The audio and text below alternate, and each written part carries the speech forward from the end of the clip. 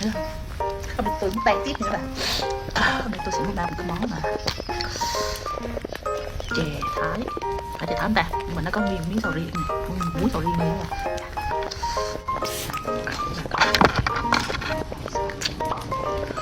Tôi bỏ đá rồi. Chứ người ta giao là không có đá, đá riêng nữa bạn. Nguyên muối sầu riêng nha.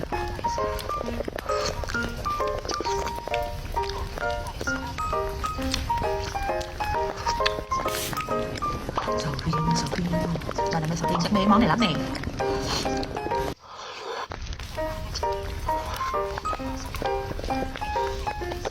Cái sầu riêng nó béo. Trời ơi, nó đã.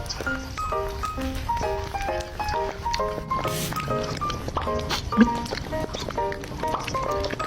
Trời ơi, miếng sầu riêng mà nó béo. Đây là như là cái thốt nốt này mà bạn. Thốt nốt riêng. Nhãn.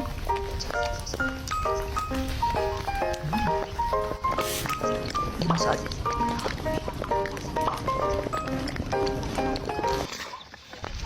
Ngon. Đây là món ngọt mà thích sầu riêng nữa, ăn cái món này hợp lý luôn ạ.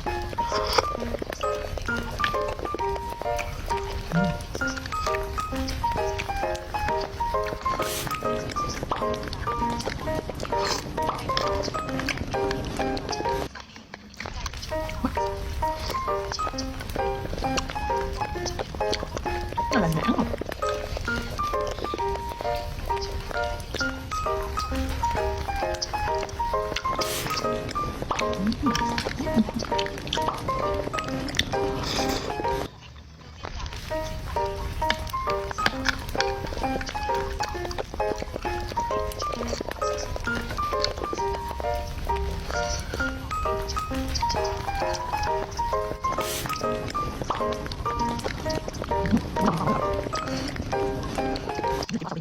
Đúng rồi.